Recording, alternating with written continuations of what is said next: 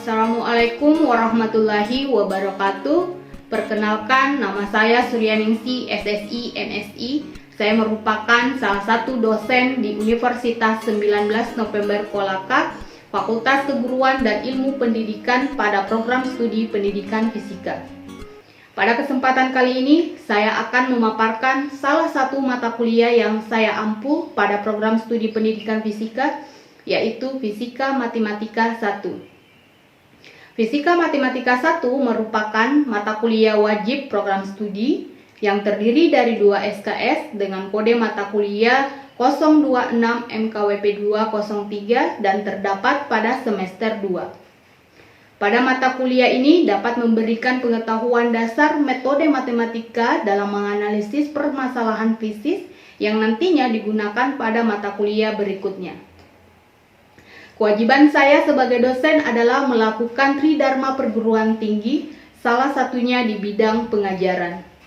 Di mana pada bidang ini saya mengacu pada sistem pembelajaran DIA, Delivery Interaction Assessment. Delivery merupakan suatu proses bagaimana saya menyampaikan materi agar diterima oleh mahasiswa.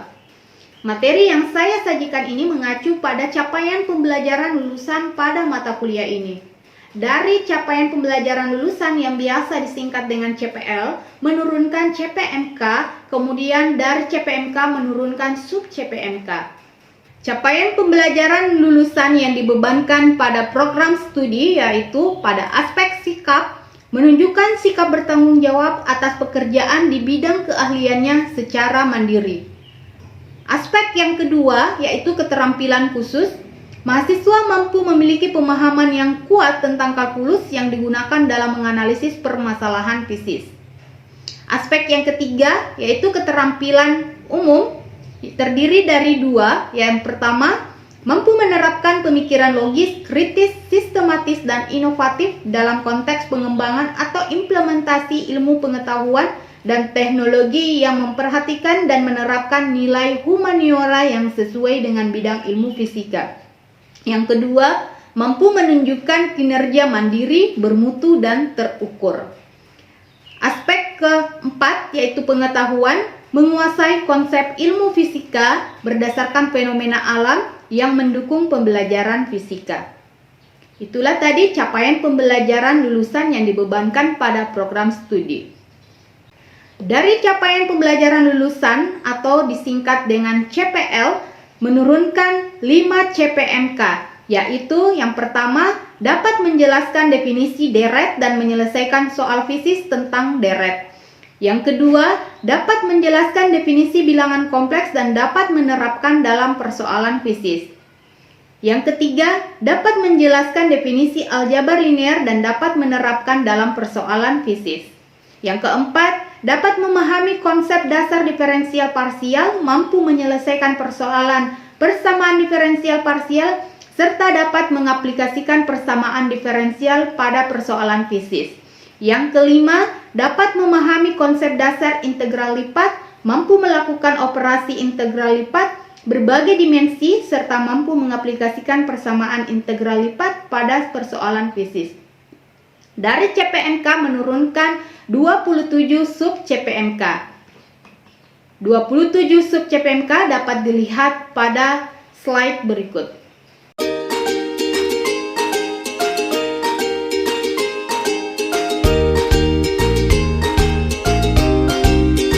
Untuk mendukung perkuliahan saya menggunakan beberapa buku dan juga beberapa jurnal. Itulah tadi sistem delivery yang saya terapkan pada mata kuliah saya. Aspek kedua adalah aspek interaction, di mana aspek interaction merupakan interaksi antara dosen dan mahasiswa guna tercapai capaian pembelajaran. Adapun sistem interaksi yang saya lakukan di dalam kelas adalah SCL atau Student Center Learning, di mana sistem ini merupakan metode pembelajaran yang menempatkan mahasiswa sebagai subjek pembelajaran sehingga peserta didik akan belajar secara aktif, kreatif, mandiri, inovatif sesuai dengan kemampuan individu masing-masing. Sistem SCL pada pembelajaran saya terdiri dari 3, Yang pertama adalah interaktif. Interaktif merupakan dosen memaparkan materi di dalam kelas, kemudian menyisipkan pertanyaan kepada mahasiswa dan meminta pendapat kepada mahasiswa. Yang kedua adalah small group discussion. Dengan metode ini, metode pembelajaran betul-betul melibatkan antara kelompok mahasiswa atau antara mahasiswa dan pengajar untuk menganalisis suatu topik-topik tertentu.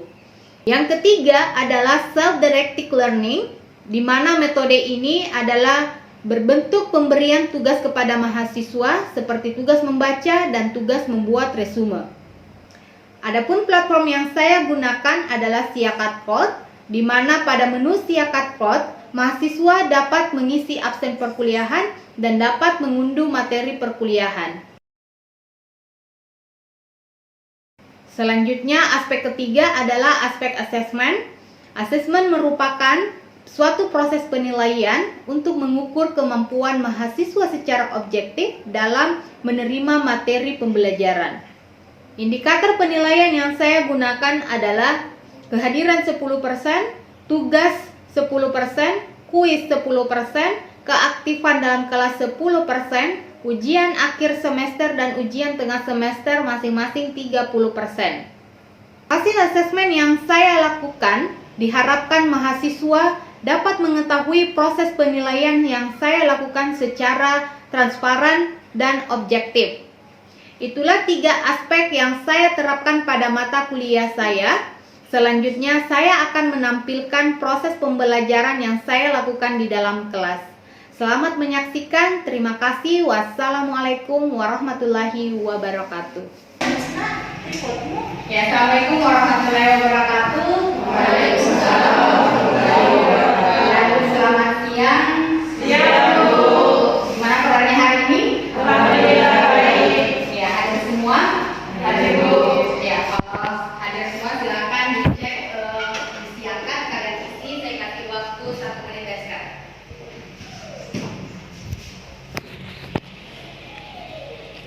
Sudah? Oke, baik. Hari ini adalah pertemuan kita yang keempat. Jadi kita masuk pada bab yang baru, yaitu mengenai bilangan kompleks. Nah, minggu sebelumnya saya sudah memberikan tugas agar kalian mempelajari tentang bilangan kompleks. Nah, dari yang kalian pelajari mengenai bilangan kompleks, apa yang kalian ketahui? Nah, coba satu orang jelaskan apa yang kamu ketahui tentang bilangan kompleks. Coba Azindar. Baik, terima kasih atas kesempatan yang diberikan. Berdasarkan referensi yang saya baca, bilangan kompleks itu adalah bilangan yang terdiri dari 2, yaitu bilangan real atau bilangan nyata dan bilangan imajiner. Iya, betul sekali. Ada yang lain? Sama semua ya.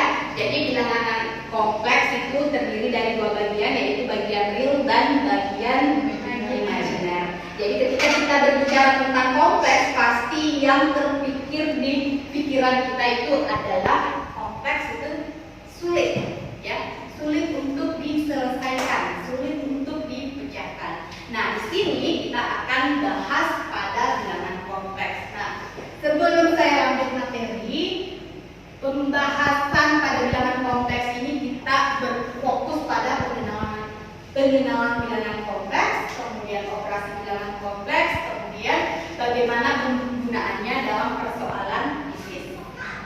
Oke ya. Nah, seperti tadi yang dijelaskan oleh teman kalian Azidar, bahwa bilangan kompleks itu terdiri dari 2 bagian, yaitu bagian real dan bagian imajiner. Nah, kedua bagian itu adalah bilangan real. Nah, di mana bentuk dari bilangan kompleks itu dapat dituliskan Z sama dengan X ditambah dengan I dikali Y, ya. Di mana X itu adalah bilangan realnya, Y-nya adalah bagian imajiner. Nah, kemudian I itu sama dengan akar minus 1 atau sama dengan I kuadrat sama dengan minus 1.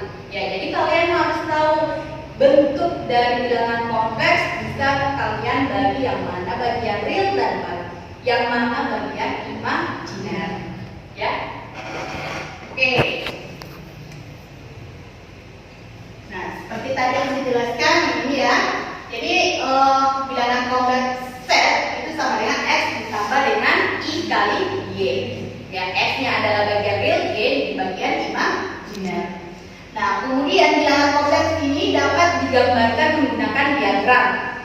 Nah, seperti apa gambar dalam bentuk diagramnya? Seperti ini. Nah, misalnya kita ingin menentukan suatu posisi. Nah, misalnya pada gambar posisinya adalah 5,3. Jadi kalau kita tuliskan dalam bentuk bilangan kompleks atau dalam bentuk Z, maka Z sama dengan 5 ditambah 3I.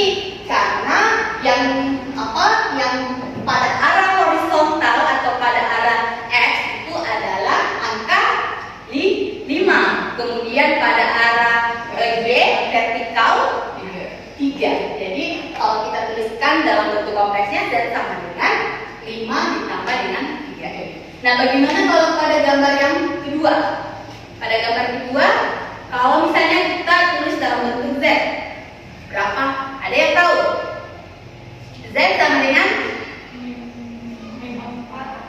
min 4 dikurang 5i. Ya, jadi Z sama dengan min 4 kurang 5i. Jadi saya kira paham ya?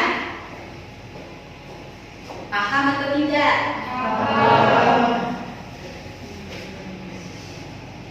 Nah, seperti halnya yang tadi itu tadi dijelaskan dengan menggunakan koordinat kartesian ya. Nah, sekarang dijelaskan dalam bentuk polar, sama halnya yang tadi ya. Kalau kita tuliskan dalam bentuk polar, jadi kita konversi X ke dalam polar. Jadi X sama dengan R kali cos theta, Y sama dengan R kali sinus theta. Jadi kalau kita tuliskan dalam bentuk polar, Z sama dengan X tambah Y itu, I kali Y itu sama dengan R dikali dengan eksponen pangkat I kali theta. Kenapa bengong banget semua ini? Ya, Ini X Bu, ini ketetapannya nilainya R cos theta atau bagaimana? iya. Ketika kita mengkonversi dari koordinat kartesian ke koordinat polar, maka X sama dengan R dikali dengan kosinus theta, Y sama dengan R dikali sinus theta. Kemudian kalau kita tuliskan dalam bentuk bilangan kompleksnya, maka Z sama dengan R kita kalikan dengan E pangkat I kali theta. Nah, di mana R ini itu adalah modulus atau besar, ya, modulus atau besar dari bilangan kompleks. Sedangkan theta adalah apa? Theta sudut yang dibentuk oleh bilangan kompleks sendiri. Nah, untuk mencari besar dari R, ada yang masih ingat bentuk dari R sama dengan akar X kuadrat tambah Y kuadrat itu apa? Ya, teorema Pythagoras. Jadi untuk mencari theta sama dengan argus tangan Y per X. Ada yang tahu gimana cara mencari argus tangan di kalkulator? Pakai apa? Shift tangan, ya.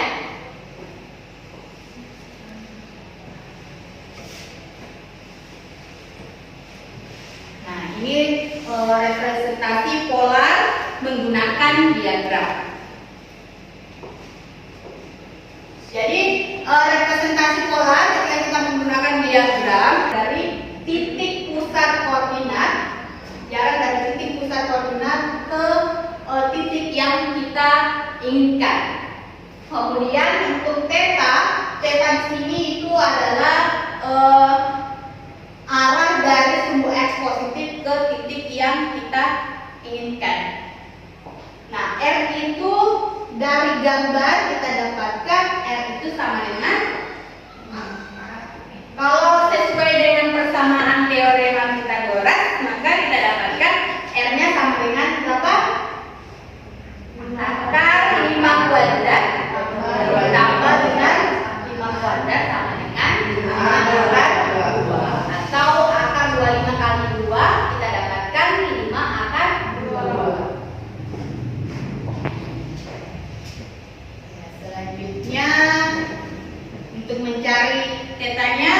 kalau kita masukkan dalam rumus hapus tangan Y per X, maka ini kita dapatkan Pi per 4. Jadi hapus tangan 1 itu sama dengan 45, atau sama halnya Pi per 4. Nilai Pi itu berapa?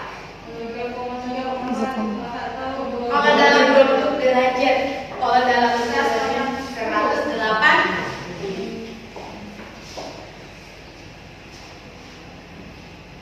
Nah, sehingga kalau kita tuliskan dalam bentuk bilangan kompleksnya, dalam bentuk setnya, kita dapatkan Z sama dengan, kita masukkan R-nya 5 akar 2, kemudian kita masukkan lagi θ-nya sama dengan Pi per 4. Jadi kita dapatkan Z-nya sama dengan 5 akar 2 eksponen pangkat I Pi per 4.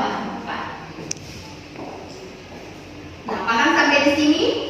Paham ya. Nah, kalau paham kita lanjut pada yang namanya aljabar kompleks. Jadi untuk operasi bilangan kompleks itu ada perkalian. Kalau perkalian itu kita kerjakan seperti biasa dengan menggunakan distributif ya, perkalian biasa. Kemudian kalau pembagian kita meniadakan imajinernya pada bagian penyebut. Misalnya kita punya Z sama dengan A ditambah I dikali dengan B dibagi dengan C ditambah dengan B. Ya, untuk lebih jelasnya mungkin saya tuliskan di papan tulis ya. Nah, berapa Z-nya? Z sama dengan A ditambah imajiner kali B C ditambah. Nah, untuk pembagian pada bilangan kompleks itu kita harus menghilangkan bagian imajiner pada penyebut. Nah, bagaimana caranya? Caranya yaitu kita kalikan penyebutnya, C ditambah ID ditambah dibagi dengan C ditambah I. Kemudian kita selesaikan. Jadi ini dapat berapa ini? Kalau yang ini kita kali dengan yang ini dapat berapa? Ini kita A dikali C, kemudian I AD, kemudian apa lagi? BC, terus ICD ditambah ICD ditambah I kuadrat DB. Nah, di awal tadi bahwa kalau I kuadrat itu sama dengan berapa nilainya? I kuadrat sama dengan minus 1 ya. Jadi kalau kita tuliskan nilai ini AC ditambah dengan IAD ditambah IBC dikurang dengan BD dibagi dengan C kuadrat ditambah. Sekarang apa lagi yang kita lakukan?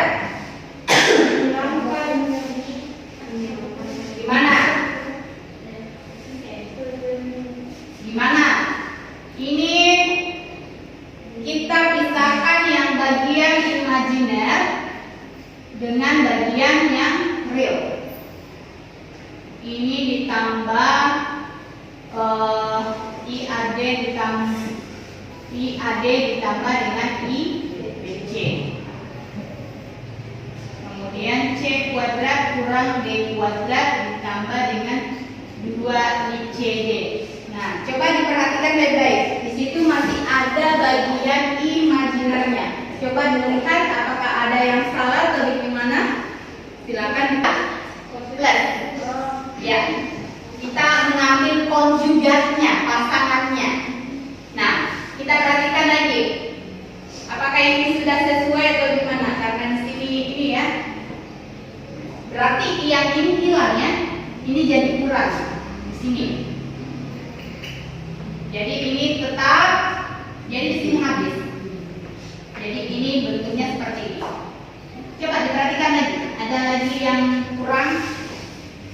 Kalau menghilangkan bentuk imajinernya, kita kalikan dengan konjugatnya, pasangannya. Tapi coba diperhatikan lagi kembali, ada yang salah mungkin, silakan dikoreksi.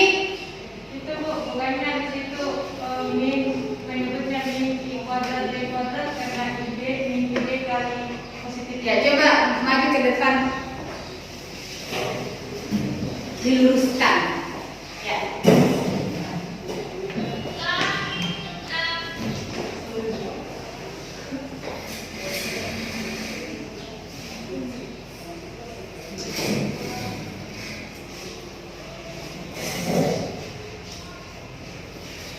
Ya, makanya yang di bagian ketiga saya sudah hilangkan.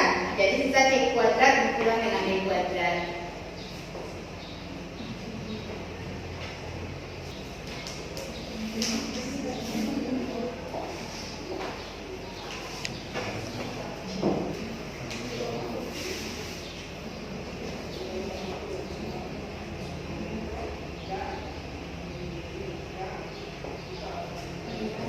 Ya. Yang bagian keempat,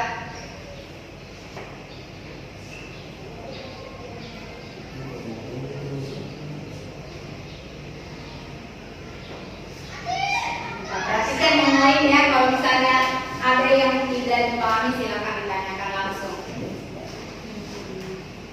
Atau kalau mau sama saya silakan ditanyakan sama temannya. Sip, oke. Ya, jadi Ada di yang sebelah sini. udah burung. Oh, Ya, jadi benar sekali ya. Jadi jawabannya adalah bagian kedua adalah AC dikurang dengan BD dibagi dengan C kuadrat tambah D kuadrat. Sedangkan bagian imajinernya adalah BC ditambah BDI kali dengan I dibagi dengan C kuadrat tambah D kuadrat. Sudah sama kan? Ya. Ada yang mau ditanyakan? Kalau tidak ada saya lanjut. Nah, kalau sudah paham silakan kerjakan 3 contoh soal, 4 contoh soalnya. Silakan dikerjakan ya. Saya kasih waktu 1 menit untuk bagian 1, nomor 1 saja. Tentukan bagian real dan bagian imajiner dalam konteks. Nah, kalau yang bagian 1 itu adalah perkalian, jadi kita kerjakan biasa ya, dikerjakan biasa saja. Jadi misalnya I 1 tambah I kuadrat. Siapa yang mau maju ke depan untuk kerjakan? Ya, Smidar, silakan maju ke depan.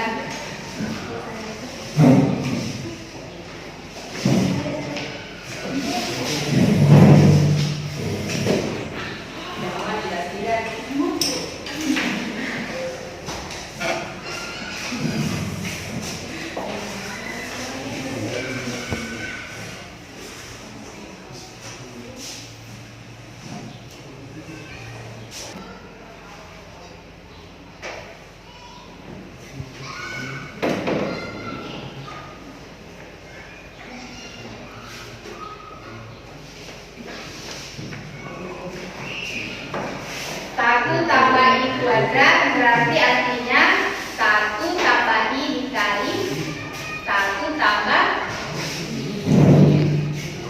Nah, ada yang lain? Ada yang lain? Siapa yang bisa? Jadi kalau 1 ditambah I kuadrat itu sama dengan, saya tulis di bawah ya, sama dengan 1 ditambah I dikali 1 tambah I. Nah, ini sama dengan berapa? 1 kali 1, 1. 1 kali I, I kali 1, I. Kemudian I kali I sama dengan I kuadrat. 1 tambah 2I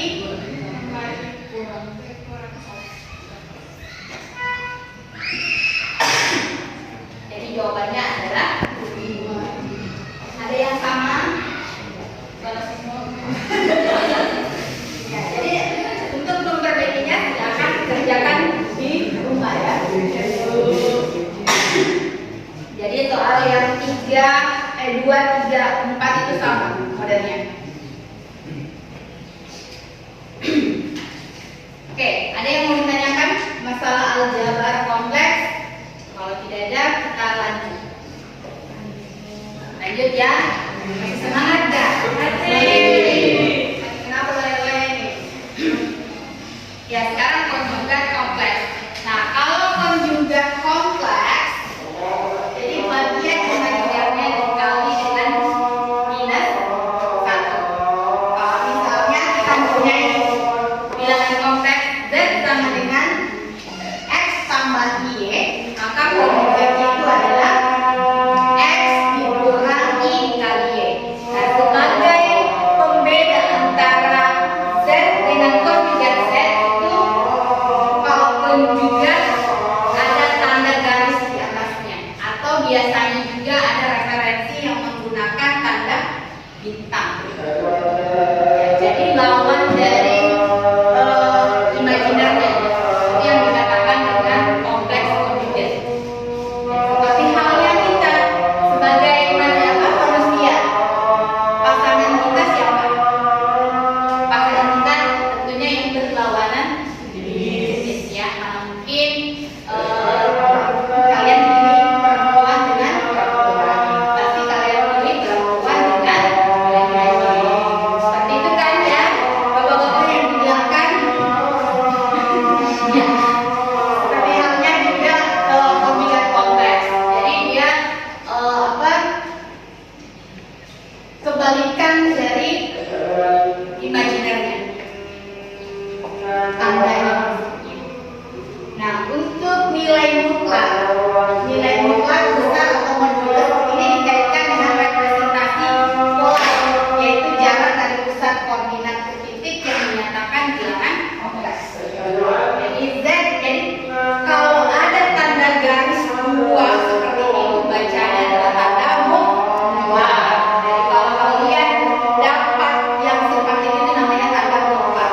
Tanda mutlak itu nilainya positif, bisa positif, bisa negatif. Tapi yang selalu digunakan adalah positif.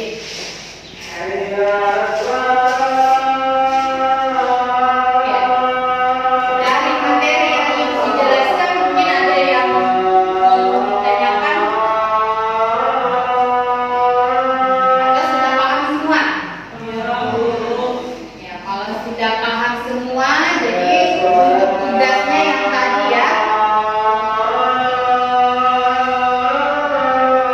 yang tugasnya yang 3 nomor, kemudian materi kita untuk minggu depan itu adalah mengenai rumusan reguler. Jadi kita